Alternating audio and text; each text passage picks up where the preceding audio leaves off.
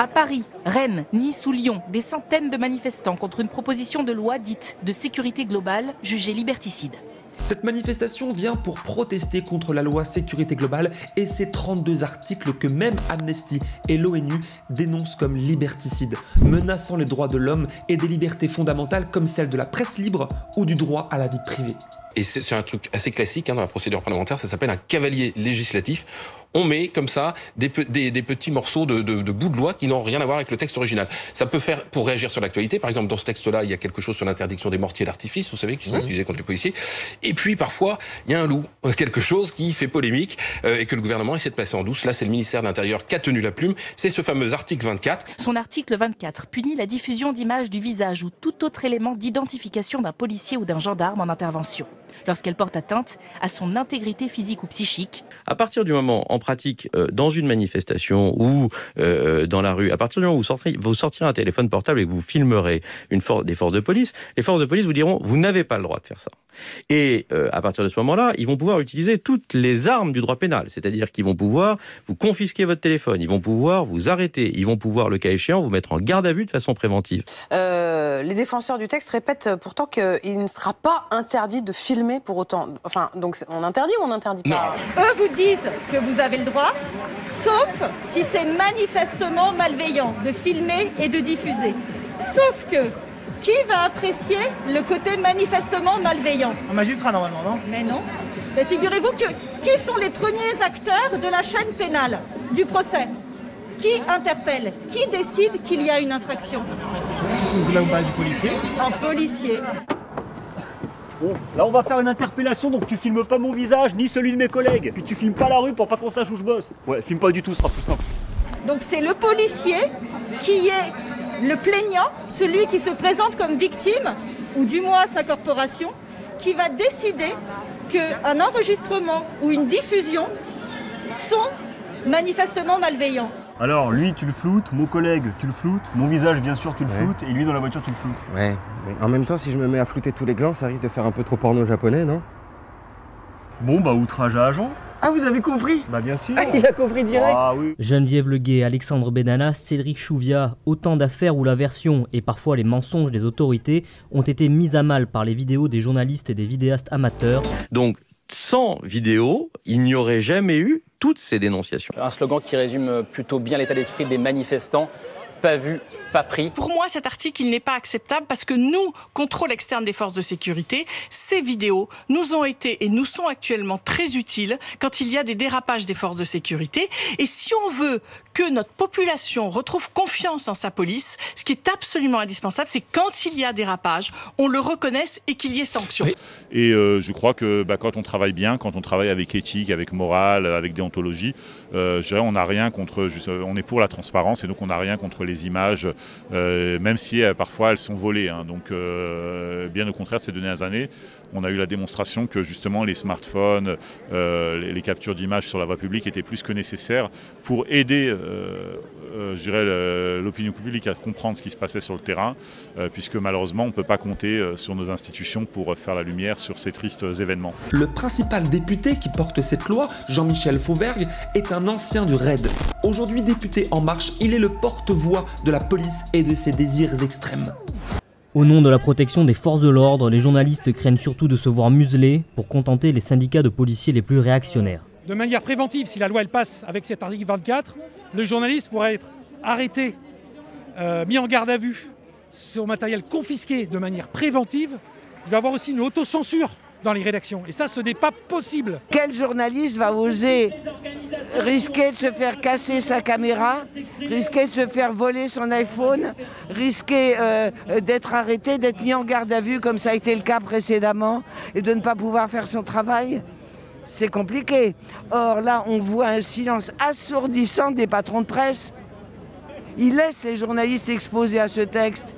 Ils sont prêts donc à quoi? À diffuser les images de la police à la place des reportages ou quoi? Si les forces de l'ordre, l'État a la main sur les images, ça veut dire quoi? Ça veut dire que c'est eux qui vont être la propagande, les images de demain. Ça veut dire que c'est eux qui vont diffuser sur les télévisions leurs images, leur vision des choses.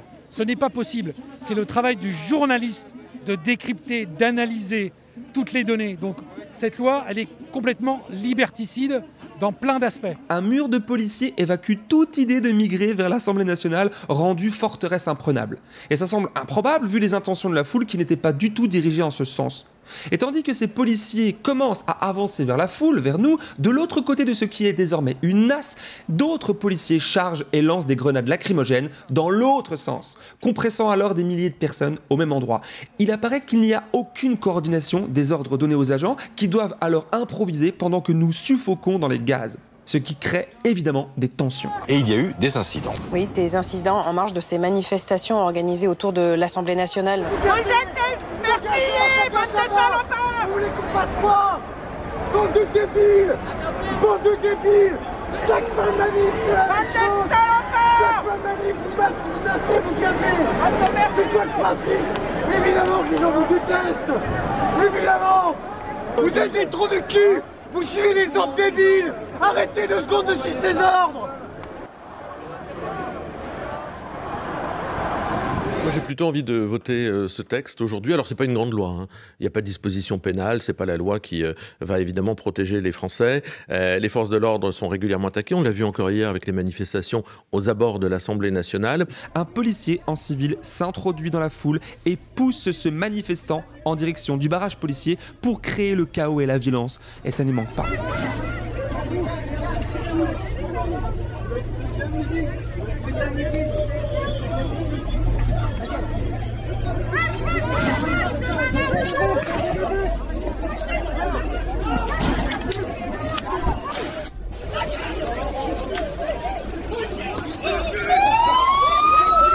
Suivez bien du regard ce type crâne rasé qui finit par sortir une matraque, frapper une femme et passer derrière le cordon de CRS, prouvant qu'il est bien des leurs.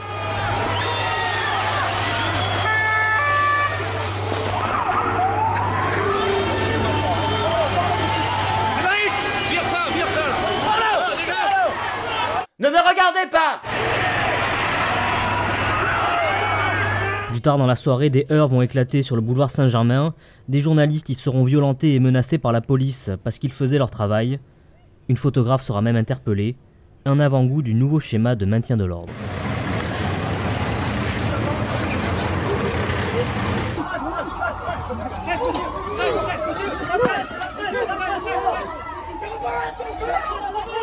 Est-ce que les journalistes pourront continuer à filmer? La réponse est oui. Journaliste!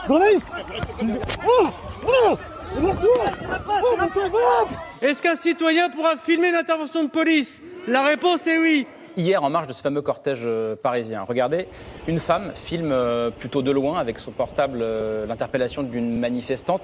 Les policiers ne sont pas reconnaissables, mais l'un des policiers va se diriger vers elle. Bonjour. Ouais. 2 minutes.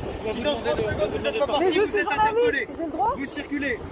C'est des ordres. Si vous circulez pas dans les 30 secondes, vous êtes interpellé. Mais pourra-t-on désormais faire des appels au viol sur des policières? Pourra-t-on faire des appels au meurtre sur des policiers?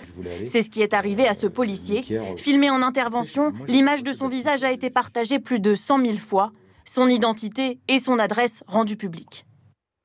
C'est tout le temps des menaces de mort. On va violer ta femme. On va s'occuper de tes enfants. Mon épouse, elle est partie pendant 6 mois avec mes enfants dormir chez son père parce qu'elle était terrorisée. Le métier de policier est extrêmement difficile. Déjà au niveau de l'État, ils sont très mal considérés, ils ne sont pas respectés. La politique du chiffre est en train de détruire complètement cette institution qui est déjà très mal en point. La considération par la population des policiers est extrêmement négative, donc ils vivent dans une sorte de...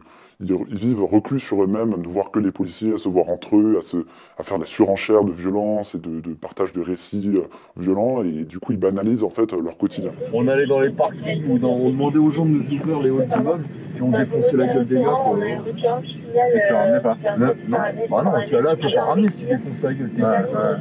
Mais tu vas voir un médecin, tu vas dans le cul. Par contre, voilà, c'est pas une plaque. C'était le mec qui restait sur le tapis. Quand ils se petits, par exemple, on les massacrait, tu vois. Ouais. Là, maintenant, c'est l'inverse. C'est pas ce que je veux dire. Là, ils ont pas peur. Avant, je peux jurer qu'ils flippaient leur race. Et le métier est extrêmement difficile en lui-même. ils ont les mains dans la misère, ils ont les mains dans la violence, ils doivent gérer des situations impossibles, de détresse, et eux-mêmes ne sont pas forcément au meilleur point d'eux-mêmes. Donc ils ont vraiment besoin d'aide. Donc maintenant, voilà, qu'est-ce qui les fait tenir? Ouais, je me pose vraiment la question. Des fois, je vous dis, on intervient sur des problèmes de stationnement, des petits problèmes entre usagers de la route. Boum, de suite, il y a quelqu'un qui vient nous filmer.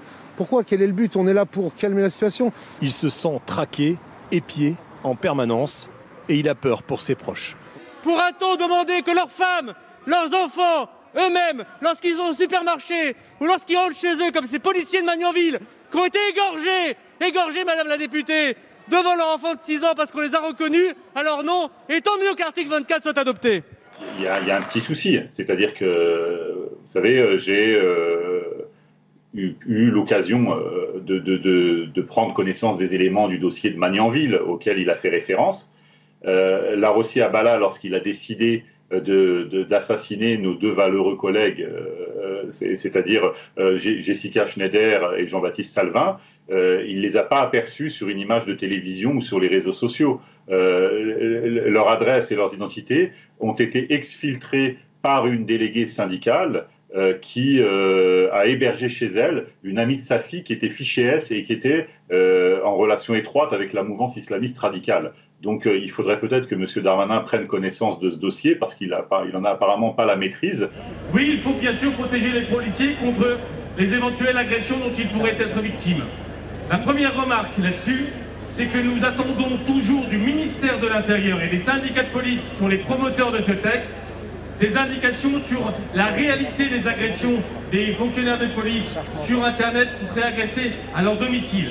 On attend toujours les chiffres, ils n'arrivent pas. Et si vous voulez, là, moi, le discours du ministre, il me dérange, parce qu'il est en train, finalement, d'avaliser l'idée que la police, finalement, doit avoir peur, c'est-à-dire que la peur ne doit pas changer de camp, mais que la police doit finalement prendre des dispositions pour, je dirais en quelque sorte, matérialiser cette peur qu'on peut avoir des différentes menaces, des voyous, des terroristes, des harceleurs du net, etc. etc.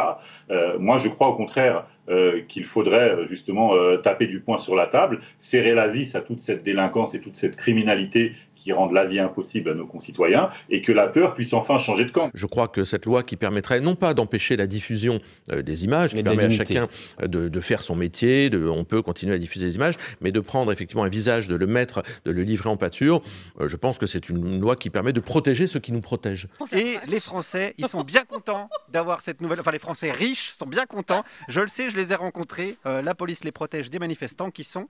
Des révoltés, des sauvages quelquefois, qui démolissent tout, qui nous en veulent. Voilà. Parfois, il y a juste des gens qui luttent pour leurs droits aussi. Oui, ben oui, mais bon, c'est quoi les droits? Les droits aujourd'hui, c'est les droits de l'homme. Par exemple? Ah, les droits de l'homme. Ils nous feront crever. Ah bah alors ça... Quand le Conseil des droits de l'homme de l'ONU exprime ses inquiétudes... J'ai entendu ça. Je crois que ce sont des inquiétudes qui ne sont pas fondées. J'étais encore la semaine dernière à Compiègne. Le défenseur des droits aussi. Pardon ? Le défenseur des droits aussi exprime ses inquiétudes. Oui, mais je crois qu'elles ne sont pas fondées parce qu'elles n'empêchent pas aux professionnels de faire leur métier. Les images continuent d'être diffusées. On peut prendre des images, on peut filmer quelque chose. Dans la réalité, depuis 2 ans, nous avons 200 journalistes qui ont été empêchés de travailler par les forces de l'ordre.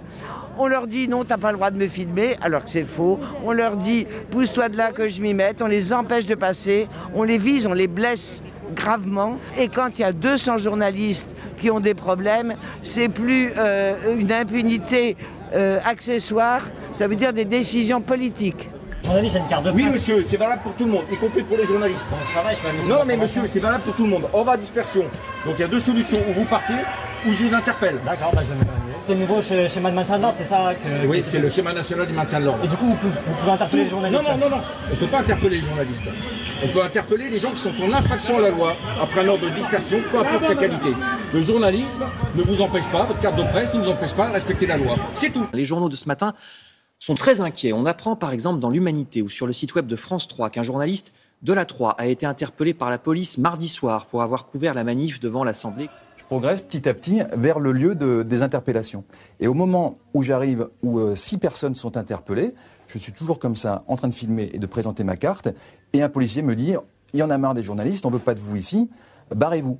Et je dis « Mais je ne vous filme pas, monsieur ». Il me dit, ah, c'est comme ça, et ben voilà, asseyez-vous, vous êtes interpellé. Et ce journaliste a été gardé à vue toute la nuit, toute la matinée apparemment, pour avoir filmé une opération des forces de l'ordre, ce qui pourtant est son métier. Ce journaliste ne s'est pas rapproché de la préfecture de police de Paris, contrairement à certains de ses collègues, pour couvrir cette manifestation. Je rappelle donc que si des journalistes couvrent des manifestations, notamment conformément au schéma de maintien de l'ordre que j'ai évoqué, ils doivent se rapprocher des autorités, en l'occurrence du préfet du département, singulièrement ici, préfet de police de Paris, pour se signaler. En fait, le parallèle qui me vient, c'est comme si on était pompier, il y a une fuite de gaz, et puis on n'intervient pas parce qu'on n'est pas en service et qu'on n'a pas demandé l'autorisation, on n'est pas en uniforme. On est médecin, il y a un malade, ah bah non, j'ai pas la blouse blanche, donc je le soigne pas. Gérald Darmanin a rectifié ses propos sur son compte Twitter. L'obligation de se signaler aux autorités est devenue une invitation. Ajoutons la prise de position des principales rédactions, et notamment celle de France Télévisions, dans une tribune commune réaffirmant que les journalistes ne s'accréditeront pas avant de couvrir une manifestation et continueront à exercer librement leur métier en vertu de la loi de 1881. En Allemagne, en Italie, en Grande-Bretagne, les confrères journalistes hallucinent. C'est inacceptable ce qui se passe ici. Non, cette loi ne passera pas. Et au fond, les journalistes sont très émus. Il faut les rencontrer. J'ai reçu à leur demande les syndicats de journalistes ainsi que des associations qui s'inquiétaient. Ce qui résume assez bien la vie politique, je trouve que c'est plutôt ça. Personne ne sortira de cette pièce avant que nous n'ayons pu répondre à ces deux questions. Qui a organisé cette réunion et dans quel but? J'ai rappelé, et c'est un point extrêmement important, que quiconque, journaliste ou non, pourra continuer à filmer des opérations de police, bien évidemment. Les forces de l'ordre ne pourront pas l'empêcher. Mais moi je suis désolé, mais moi je me lève et je me barre. Alors on vient de sortir du ministère de l'Intérieur, là on s'est barré avant la fin de la réunion parce que clairement on a un ministre de l'Intérieur qui se fout de notre gueule. Le ministre nous a fait une explication de texte, nous ne voulons pas d'explication de texte. Nous avons déposé d'abord des préalables qui étaient le retrait des articles 21, 22, 24 de la proposition de loi sécurité globale et également le retrait du nouveau schéma national du maintien de l'ordre. Il s'agit donc d'un point d'équilibre et j'ai dit mon ouverture d'esprit pour pouvoir continuer à travailler avec les syndicats de journalistes et certaines associations qui étaient venues me voir. On a un ministre qui nous a endormis, donc nous avons décidé collectivement de quitter la réunion et nous en appelons à monsieur le Premier ministre Jean Castex. Ils n'ont pas souhaité pour l'instant continuer ces discussions, ma porte est toujours ouverte et je dis d'autant plus que la liberté de l'information, la liberté de la presse et les forces de l'ordre sont les deux piliers de notre démocratie, de nos institutions. C'est pas qu'une affaire corporatiste, ça il faut bien l'entendre, c'est une affaire de tous les citoyens. La liberté de la presse, c'est la liberté de tous ceux qui publient, y compris s'ils n'ont pas de carte de journaliste ou qui ne sont pas employés par un organisme de presse. Voilà, il faut le dire très clairement. La guerre des images a commencé très tôt ce matin puisqu'à peine arrivés, certains manifestants se sont fait confisquer leurs petites caméras et en réponse, les policiers ont sorti les leurs. Vous filmez pas là. Vous filmez ? On a le droit ? Si, on a le droit de filmer. En fait, on est tombé sur un policier joueur. Il y avait plus de 10 000 personnes selon les manifestants, 7 000 selon la police. Vers 17h, l'ordre est donné de disperser la place. Pendant que la plupart des manifestants se dirigent vers le métro, les forces de l'ordre essuient quelques projectiles.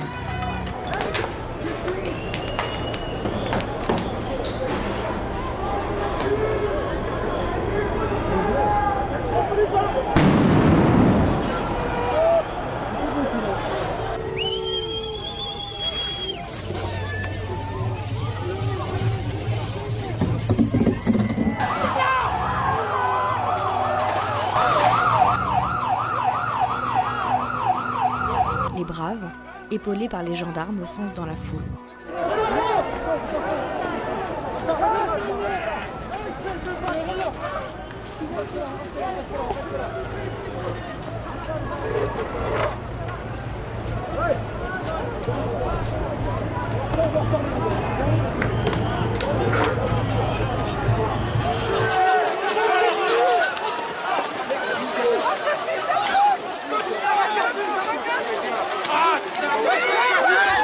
La personne en casque blanc, c'est notre journaliste.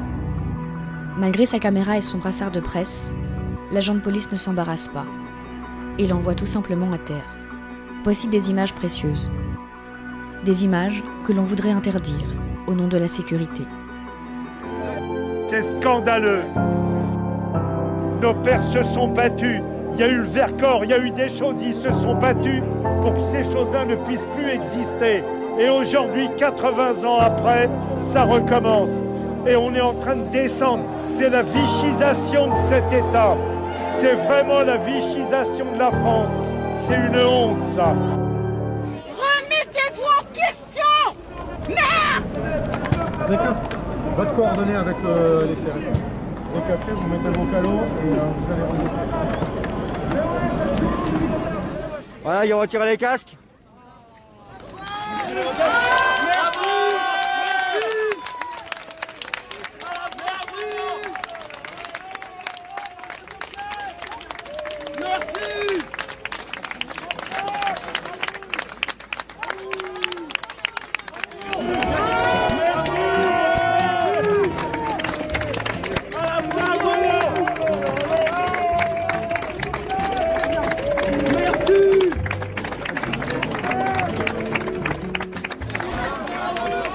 En même temps, c'est les gendarmes.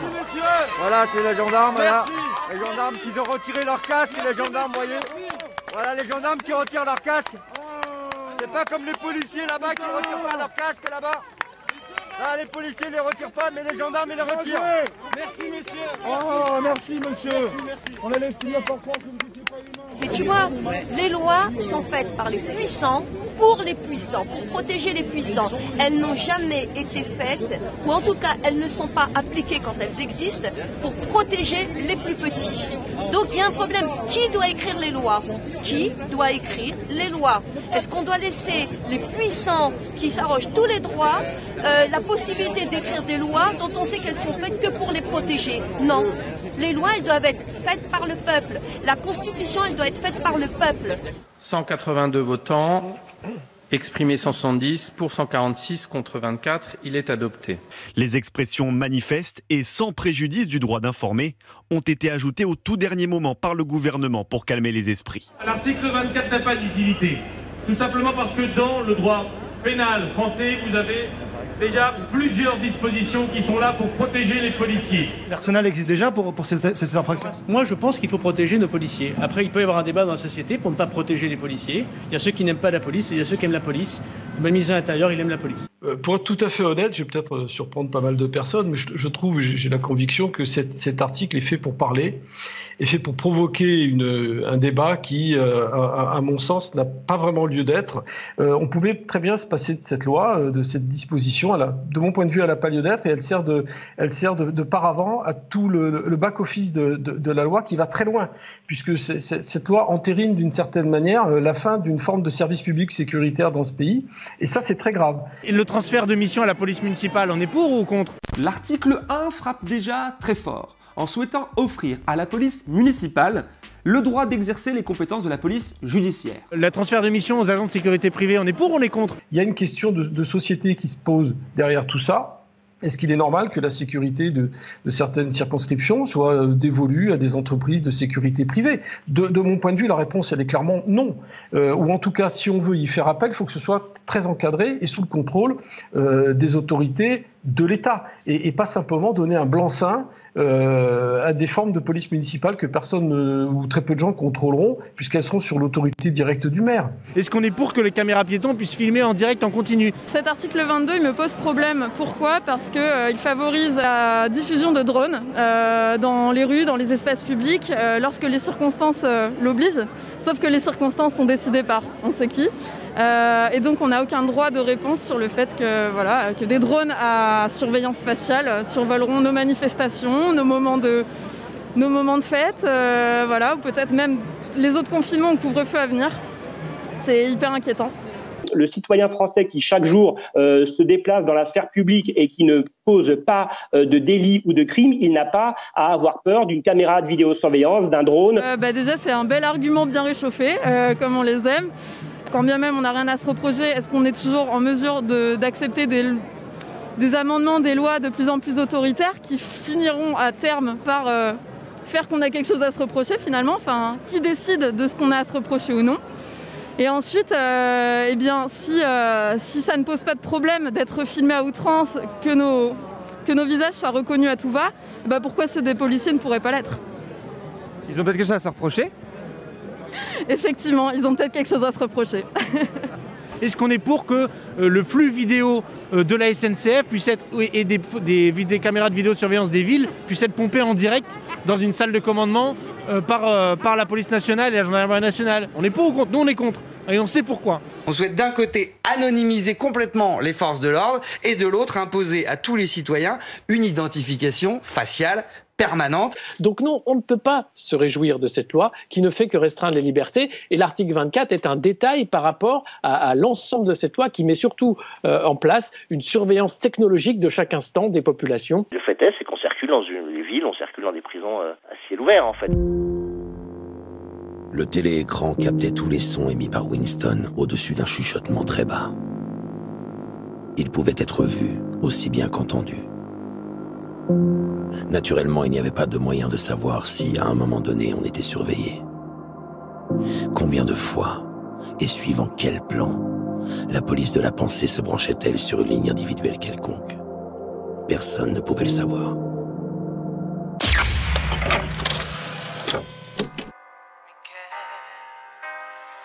Quel est ce pays où frappe la nuit, la loi du plus fort?